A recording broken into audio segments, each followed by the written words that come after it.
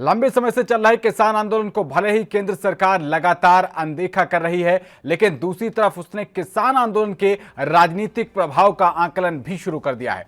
Party सूत्रों के मुताबिक केंद्रीय नेतृत्व ने आगामी चुनावों में किसान आंदोलन के प्रभाव को जानने के लिए पार्टी के किसान नेताओं से मशवरा किया है और इससे निपटने के लिए रणनीति बना ली गई है। यूपी चुनाव को लेकर भाजपा किसान आंदोलन की वजह से जरा सा भी जोखिम नहीं लेना चाहती, लिहाजा यूपी में किसान आंदोलन के लिए काउंटर नीति बनकर तैयार हो गई है। 16 से 25 अगस्त तक गांव में किसानों के साथ खाट और चबूतरों पर बैठक चौपालें लगाई जाएंगी। किसानों की समस्याएं सुनकर उन्हें योगी सरकार तक पहुंचाया जाएगा ताकि उनका समाधान निकल सके। बीजेपी इन किसान चौपालों के जरिए किसान आंदोलन के असर को टटोलने की भी कोशिश करेगी ताकि इस असर को बेअसर करने की रणनीति बनाई जा सके। वहीं दिल्ली बॉर्डर पर चल रहे किसान आंदोलन का मुख्य चेहरा अब राकेश टिकैत बन चुके हैं। राकेश टिकैत का पश्चिमी यूपी के एक हिस्से में असर है।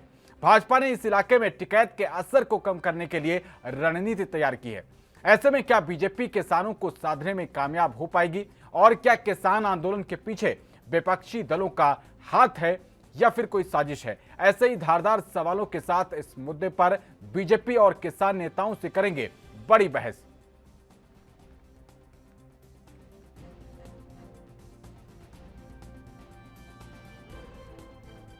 प्रयोग है, इसको लेकर यूपी चुनाव से पहले बीजेपी एक्टिव होते हुए दिखाई दे रही है। किसान आंदोलन के असर को कम करने के लिए अब चौपालों और खाट सभाओं के माध्यम से बीजेपी के किसान मोर्चा के नेता गांव-गांव पहुंचेंगे। 16 से 25 अगस्त तक किसानों के साथ बैठक करेंगे और उनके जो जमीनी मुद्दे हैं उनको लेकर वो यूपी सरकार तक पहुंचाएंगे।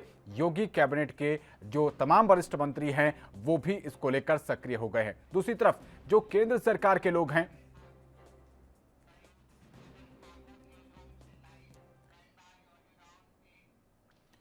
तो इसी विषय पर ज्यादा जानकारी के साथ हमारी सहयोगी काजल ठाकुर न्यूज रूम से जुड़ गई हैं।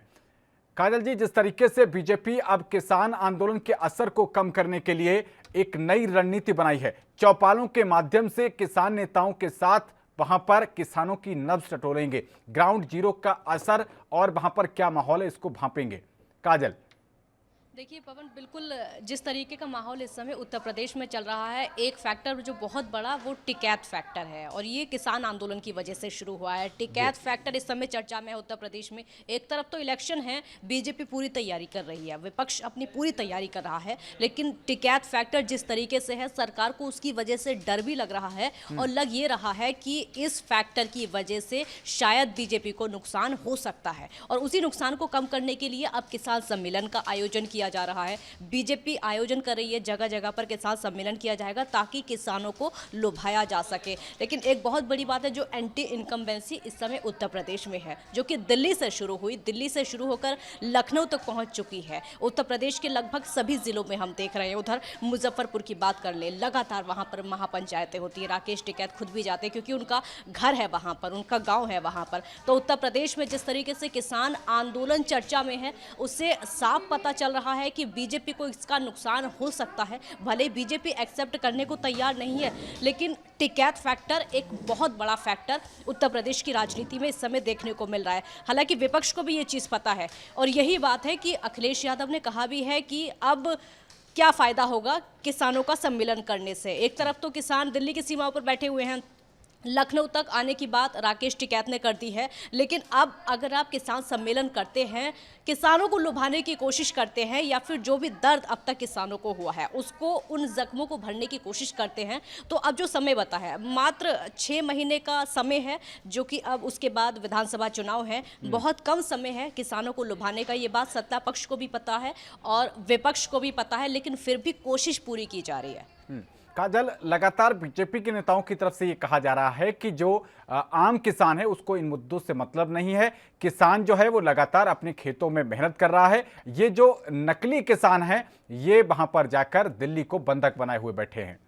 ये भी सच्चाई है, ये भी इसको कड़वी सच्चाई के रूप में देखा जा रहा है। और अब से नहीं बल्कि डे वन से, जब से नवंबर की हम बात कर लें तब की हमने तस्वीर देखी थी, वो तस्वीर और आज की तस्वीर बहुत बदली हुई तस्वीर है। जब सिंघू बॉर्डर पर किसान पहुंचे थे, ट्रैक्टर पर किसान, कई लाख किसान थे, तकरीबन 8-10 लाख किसानों की तादाद बताई जा रही थी जब सिंघू बॉर्डर पर पहुंचे थे। वो किसान थे, वो सबको पता है कि वो किसान थे और वो आक्रोश के साथ आए थे। बहुत सारे किसान संगठन थे, तकरीबन 30-40 किसान संगठन, उसमें उत्तर प्रदेश के ही शामिल थे, जो कि सिंघू बॉर्डर पर पहुंचे थे।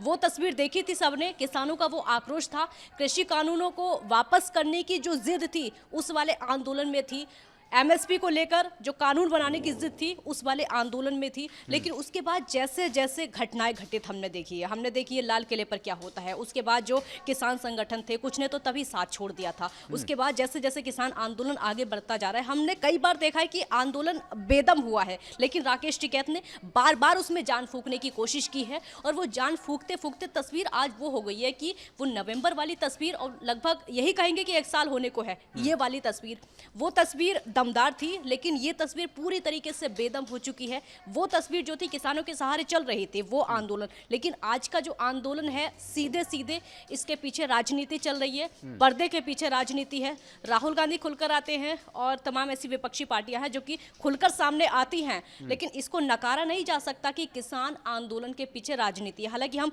इतिहास के पन्नों को अगर पलटे तो आंदोलन पहले भी हुए हैं, किसान आंदोलन कई बार हुए हैं और यूपीए की सरकारों में भी हुए हैं। कई बार ऐसे फैसले सरकारों को लेने पड़े हैं कि किसानों की बात माननी पड़ी है, सरकार को झुकना भी पड़ा है। आंदोलन पहले भी हुए, लेकिन इस बार का आंदोलन बहुत बड़ा हो चुका है। और राजनीति जाहिर सी बात है आंदोलन के पीछे होती है, क्योंकि विपक्षी पार्टियां मौका देखती हैं सरकार को गिराने का, सरकार को बदनाम करने का। तो ये कड़वी सच्चाई है कि इस किसान आंदोलन के पीछे राजनीति है और कई विपक्षी पार्टियां, सिर्फ कांग्रेस को नहीं कहेंगे। काजल, आपने जिक्र किया 26 जनवरी की घटना का, इसके साथ ही किसान आंदोलन जो है उसमें कई विवाद भी जुड़ गए हैं। वहाँ पर एक महिला के साथ यौन शोषण की बात सामने आई। उसके बाद अब ये जब से गुरनाम सिंह चढ़ूनी ने इलेक्शन लड़ने का ऐलान किया, खुद राकेश टिकैत जो बड़ा चेहरा माने जा रहे हैं वो भी 2 बार 3 बार चुनाव लड़ चुके हैं। तो अब तो यही कहा जा रहा है कि जिस तरीके से दिल्ली के विधानसभा चुनावों को प्रभावित करने के लिए शाहीन बाग के नाम का एक प्रयोग किया गया था, वैसे ही यूपी के चुनाव और ये जो प्रमुख चुनाव आ रहे हैं इनको साधने के लिए एक और प्रयोग ये किसान आंदोलन के रूप में किया गया है। बिल्कुल, ये बात आप बिल्कुल सही कह रहे हैं और इस बात को नकारा नहीं जा सकता है, क्योंकि राकेश टिकैत, उनके पिता भले ही किसानों का एक बहुत बड़ा चेहरा रहे हों, लेकिन कांग्रेस पार्टी से इनका संबंध रहा है, इसको नहीं नकारा जा सकता है। राकेश टिकैत का संबंध किस तरीके से कांग्रेस पार्टी से रहा है, इस बात को नहीं नकारा जा सकता है। और बार बार इस बात को कहा भी जाता है कि इलेक्शन लड़ने की बात यहाँ पर हो सकता है राकेश टिकैत इलेक्शन लड़ना चाहते हो। गुरनाम सिंह चढ़ूनी का ये कोई पहला बयान नहीं है, इससे पहले भी कई बार ऐसा हो चुका है। इलेक्शन को लेकर बहुत बयान गुरनाम सिंह चढ़ूनी दे चुके हैं। कई ऐसे किसान नेता हैं जो कि ऐसे विवादित बातें कह चुके हैं। और यही बात है कि किसान आंदोलन से भरोसा उठता है लोगों का। यहाँ पर सिर्फ सरकार का भरोसा नहीं उठता है, ये पब्लिक का भरोसा भी उठा हुआ है। हमने देखा 11 बार दौर की बातचीत हुई है सरकार के साथ, बाकायदा वहाँ पर प्रेजेंटेशन के जरिए किसानों को समझाया जाता है कृषि कानून क्या है, एमएसपी क्या है, आपको क्या फायदा इससे हो सकता है, और पूछा जाता है कि कृषि कानूनों में काला क्या है। पूरी कोशिश सरकार की तरफ से की जाती है, लेकिन किसान फिर भी जिद पर अड़े हुए हैं, तो जाहिर सी बात है राजनीति। हमने बंगाल में देखा, बंगाल के इलेक्शन है, राकेश टिकैत वहां पर पहुंच जाते हैं। वहां पर क्यों जाते हैं? क्योंकि बीजेपी को हराना मकसद था। राकेश टिकैत वहां पर पहुंचते हैं तो टीएमसी की सांसद राकेश टिकैत का स्वागत करने के लिए वहां पर पहुंचती है। टीएमसी की सांसद क्यों आती है? क्योंकि ममता बनर्जी से राकेश टिकैत की बात हो रही थी। मकसद सिर्फ यही था, वहां पर पंचायत करेंगे, बीजेपी को हराएंगे, ये राकेश टिकैत का मकसद था। अब उत्तर प्रदेश क्यों जा रहे हैं? वहां पर इलेक्शन हो रहा है, राजनीति अपनी तरफ है, विपक्षी पार्टियां या सत्ताधारी पार्टियां इलेक्शन लड़ें, वो उनका मतलब है। राकेश टिकैत वहां पर क्यों पहुंच रहे हैं? मकसद सिर्फ बीजेपी को हराना है। भले ही सपोर्ट का दावा नहीं किया है कि हम किसी पार्टी को सपोर्ट करेंगे, कांग्रेस को या फिर अखिलेश यादव को, लेकिन इतना साफ है कि बीजेपी को हराएंगे। अब बीजेपी को हराएंगे तो फिर विकल्प क्या है? विकल्प कोई ना कोई तो होगा, किसी ना किसी विपक्षी पार्टी से तो इशारा जरूर किसानों को मिल रहा होगा, राकेश टिकैत को मिल रहा होगा। हमने कल देखा है कि राकेश टिकैत उत्तराखंड पहुंच गए हैं। उत्तराखंड जाने का क्या मतलब है? उत्तराखंड के किसान यहां पर कब आए और कितनी संख्या में किसान आए, इसका आंकड़ा किसान बता दे जरा, क्योंकि बहुत ज़्यादा किसान यहां पर नहीं पहुंचे। हमने उत्तराखंड के नेताओं को यहां पे आते हुए देखा है, हमने खुद तस्वीरें देखी हैं। उत्तराखंड के कांग्रेस के नेता, कांग्रेस की प्रवक्ता सिंघू बॉर्डर पर पहुंची थी, लेकिन किसानों की बहुत ज़्यादा तस्वीरें नहीं देखी गई। वहां पर इलेक्शन का शोर है, राकेश टिकैत वहां पर पहुंच गए हैं, वहां पर भू कानून की आवाज़ उठाने लगे हैं। भू कानून की आवाज़ उत्तराखंड में अब से नहीं उठ रही है, बल्कि कई सालों से उठ रही है। ये मुद्दा सोशल मीडिया पर बहुत सालों से चल रहा है, लेकिन वो अभी क्यों पहुंचे हैं? क्योंकि वहां पर इलेक्शन है। इलेक्शन है, क्या करने गए हैं वहां पर? मकसद है सिर्फ बीजेपी को हराना। किस पार्टी को सपोर्ट करेंगे ये नहीं बताया, आम आदमी पार्टी है या फिर कांग्रेस है वहां पर, क्योंकि इस समय आम आदमी पार्टी सक्रिय है, कांग्रेस भी सक्रिय है। तो जाहिर सी बात है, अगर आप बीजेपी को हराना चाहते हैं तो किसी पार्टी की तरफ से आपको इशारा है। काजल, जिस तरीके से अब क्योंकि चुनावी रणभेरी जो है बच चुकी है, सभी लोग अपनी अपनी तैयारियां कर रहे हैं। पश्चिमी यूपी में राकेश टिकैत का एक बड़ा प्रभाव माना जाता है। जयंत चौधरी की पार्टी आरएलडी है, उसी के साथ साथ अखिलेश यादव ये एक गठबंधन के साथ चुनाव लड़ रहे हैं। क्या इसमें एक तीसरा जो दल है वो किसान यूनियन की तरफ से वो जुड़ सकता है? देखिए, इसमें ये एक पत्रकारी चश्मे से देखा जाए तो आगे आने वाली संभावनाएं हैं वो उसमें आप किस तरीके से देख पाती हैं? अगर संभावनाओं के दम पर ही हम देखें तो राजनीति संभावनाओं का खेल है। ये आप भी बहुत अच्छे से जानते हैं कि राजनीति में कभी भी कुछ भी हो सकता है, कभी भी कोई भी गठबंधन बन सकता है, कभी भी कोई भी गठबंधन टूट सकता है। हमने पहले भी देखा किस तरीके से दो लड़कों की जोड़ी उत्तर प्रदेश में बनी थी, क्या हुआ? उससे कोई फायदा नहीं हो पाया। राहुल गांधी, अखिलेश यादव दोनों अलग हो गए हैं। बुआ बउआ की जोड़ी बनी थी, उससे क्या हुआ? कोई फायदा नहीं हुआ, दोनों अलग हो गए थे। अब अखिलेश यादव ने फैसला ये लिया है कि छोटे छोटे दलों से वो गठबंधन करेंगे, गठबंधन कर रहे हैं। बहुत सारी पार्टियां उनके साथ में आ चुकी है। हमने तो शरद पवार का भी सुना था कि शायद वो भी उनके साथ आ सकते हैं, चुनाव प्रचार भी करेंगे। ममता बनर्जी का भी सुना था, वो भी खबरें आ रही थी कि ममता बनर्जी समाजवादी पार्टी के पक्ष में उत्तर प्रदेश में प्रचार कर सकती हैं। तो छोटे छोटे दलों का गठबंधन हो सकता है, लेकिन किसान किसी दल के रूप में आकर किसी विपक्षी पार्टी को सपोर्ट करें ये उतना आसान नहीं है, क्योंकि इनको अपनी एक छवि बनाकर रखनी है। छवि जो कि सिंघू बॉर्डर पर दिखाई दे रही है। अभी सबको पता है कि किसान आंदोलन चल रहा है, भले ही उसके पीछे कुछ भी है, वहां पर कोई भी लोग बैठे हुए हैं, लेकिन एक नाम है उसका किसान आंदोलन। अगर किसान किसी दल के रूप में विपक्षी पार्टी का सपोर्ट करते हैं या फिर शामिल हो जाते हैं, इस तरह से कोई भी राजनीतिक रणनीति या फिर कोई भी समीकरण बनता है, तो मुझे ऐसा लगता है कि जो छवि है पूरी तरीके से खराब हो जाएगी।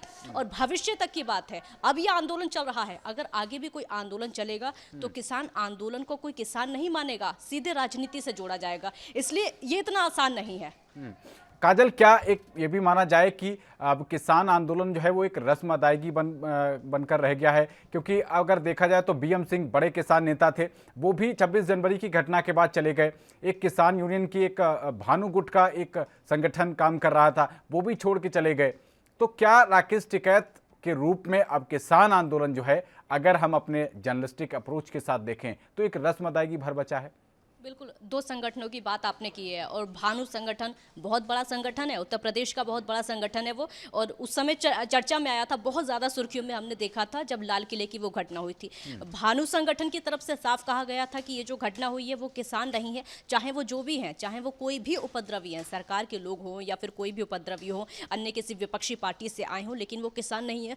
भानु संगठन उसी समय अलग हो गया था। उसकी रूपरेखा साफ थी कि वो कृषि कानूनों को लेकर विरोध कर रहे थे, और वो विरोध उनको दिखाई नहीं दिया आंदोलन में, वो स्पष्टता उनको दिखाई नहीं दी, इसीलिए उन्होंने तुरंत छोड़ दिया। वीएम सिंह का आपने नाम लिया, बहुत बड़ा संगठन है ये, जो कि वहां पर कृषि कानूनों की बात लेकर पहुंचा था। सिर्फ इनका मकसद यही था कि आंदोलन करें, किसानों के हक की लड़ाई लड़े, लेकिन ऐसा नहीं हो पाया। वहां पर जैसी घटना हुई है उससे बहुत सारे संगठनों ने पीछा छोड़ दिया था। एकदम आपने देखा होगा कि जगह किस तरीके से खाली हो गई थी, बॉर्डर पूरी तरीके से खाली लग रहा था, आंदोलन बेदम हो गया था, जान नहीं थी आंदोलन में, बदनाम हो गया था। और सरकार पर सवाल उठा रहे थे किसान, लेकिन पब्लिक किसानों पर सवाल उठा रही थी कि आंदोलन में ये हुआ क्या है। वो किसान थे जो कि लाल किले पर चढ़ गए थे, वो कौन से किसान थे जो कि तिरंगे झंडे के पास में एक दूसरा झंडा लगाते हैं, तिरंगे का अपमान उसको बताया गया था। जाहिर सी बात है, हमारे देश में तिरंगे का मान सम्मान होता है, अगर उसके पास में आप कोई भी झंडा लगाते हैं तो अपमान है, ये पूरे देश ने माना था, ये नहीं होना चाहिए। तो उस समय जितने भी संगठनों ने साथ छोड़ा था, ये बड़े बड़े संगठन थे, कोई छोटे मोटे संगठन नहीं थे, अपने अपने राज्यों में अच्छी बैठ रखते हैं, लेकिन उस समय ये किसान आंदोलन था। राकेश टिकैत ये चेहरा राजनीति का है, जाना माना चेहरा है, किसान आंदोलन का भी जाना माना चेहरा है। ये किसान आंदोलन आज जो चल रहा है सिर्फ राकेश टिकैत के चेहरे पर चल रहा है, इस बात को नहीं नकारा जा सकता है। चलिए, बहुत शुक्रिया काजल आपका इस तमाम जानकारी के लिए। तो किस